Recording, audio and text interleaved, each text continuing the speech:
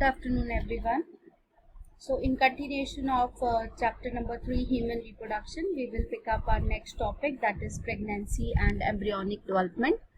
So, it was told in the previous video that the blastocyst will get embedded in the uterine walls and it leads to pregnancy. Pregnancy is the time from conception to birth. It is also known as the gestation period. It lasts for about or approximately 9 months in human beings. It also involves the embryonic development, so we will discuss it shortly. After implantation, finger-like projections appear on the trophoblast, and these are called as the chorionic villi. These are surrounded by the uterine tissue and the maternal blood. The chorionic villi and the uterine tissue become interdigitated with each other, and jointly they form a structural and functional unit between a developing embryo and the maternal body, that is called as placenta. So, placenta is the intimate connection between the fetus and the uterine wall of the mother to exchange the materials. The placenta is connected to an embryo through a cord-like structure which is known as umbilical cord, and this umbilical cord will help in transport of substances to and from the embryo.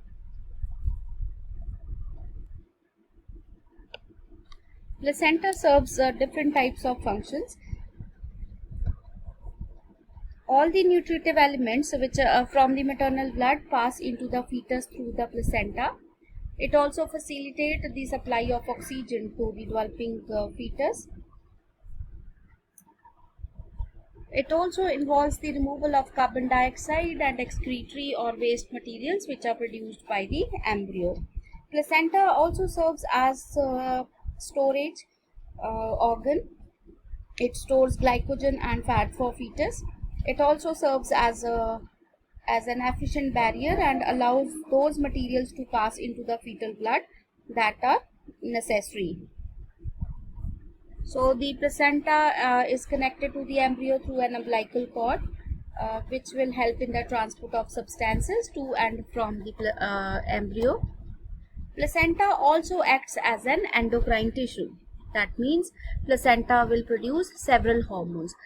One of the hormones is human chorionic gonadotropin, that is HCG, which stimulates and maintains the corpus luteum to secrete progesterone until the end of pregnancy.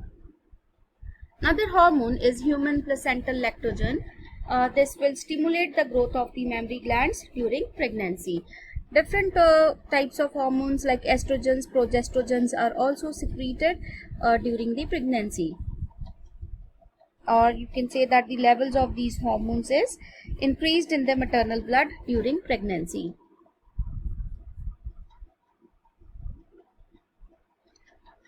Another hormone called as relaxin is also secreted by the ovary.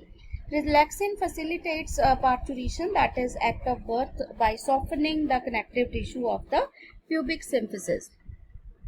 HCG, HPL and relaxin are produced in women only during pregnancy.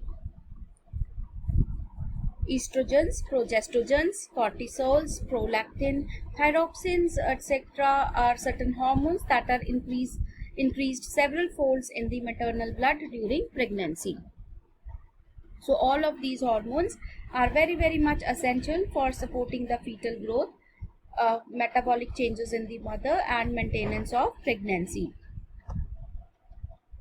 Immediately after implantation, the inner cell mass will differentiate into an outer layer which is called as an ectoderm.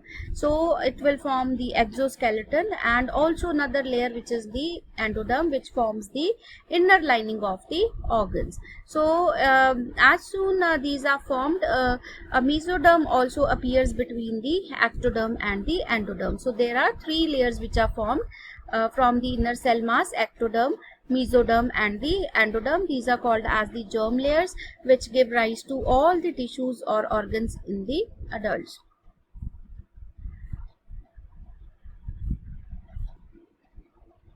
So the inner cell mass contains certain cells which are called as the stem cells. These stem cells have the potency to give rise to all the tissues and organs in the body.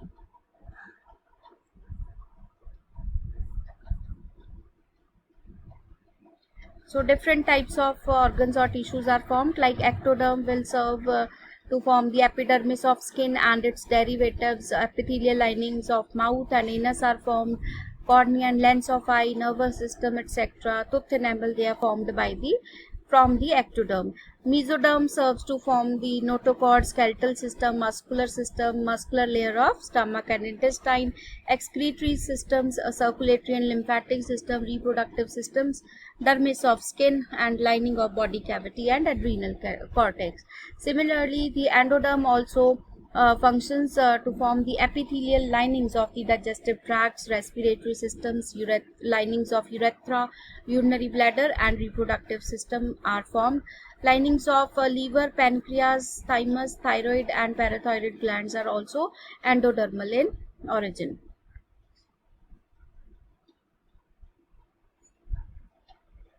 After 1 month of pregnancy, the embryo's heart is formed. The first sign of growing fetus may be noticed by listening to the heart sound carefully through the stethoscope. By the end of the 2nd month of pregnancy, the fetus develops limbs and digits. Here you can see the limbs or the limbs developing. By the end of 12th week, that is the end of the first trimester, most of the major organ systems are formed. For example, the limbs, the external genital organs are developed.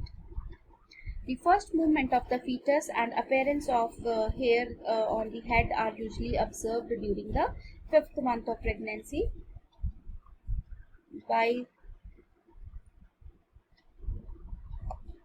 the end of about 24 weeks, that is end of 2nd trimester, the body is covered with fine hair, eyelids are separate and eyelashes are formed.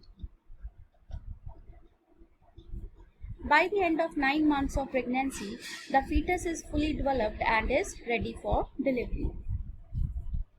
So that was about the embryonic development of the humans. Students, we have used two terms. One is embryo and the other one is the fetus. So these two are different. An embryo is an unborn baby in the uterus in the early stages of development, that is up to 8 weeks. Whereas a fetus is an unborn baby in the uterus in the later stages of development, that is after 8 weeks till birth.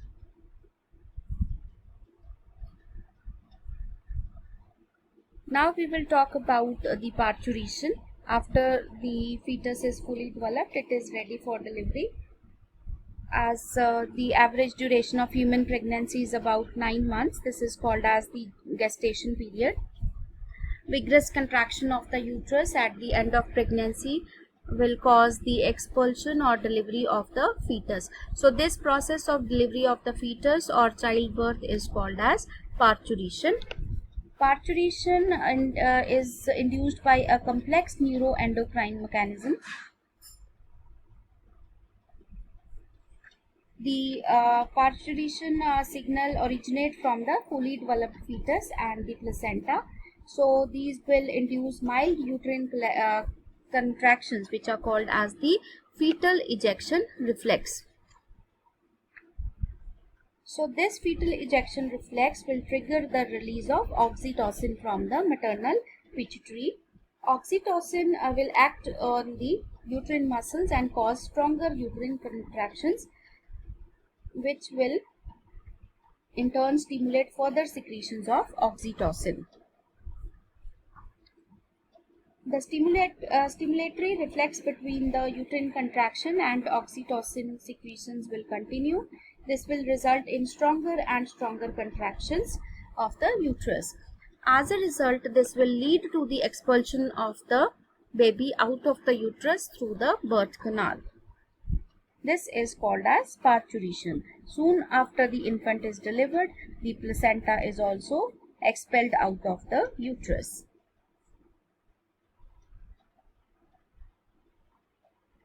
Now we will talk about lactation.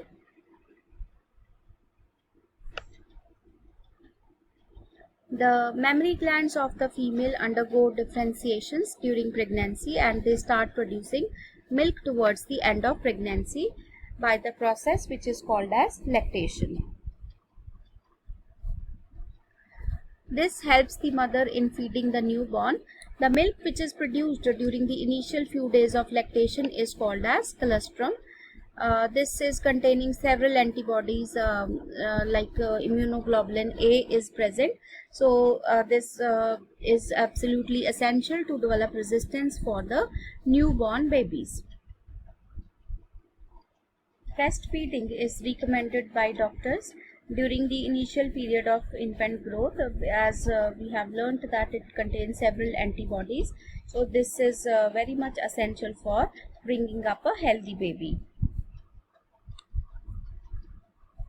I hope you all have understood the chapter number 3, that is human reproduction.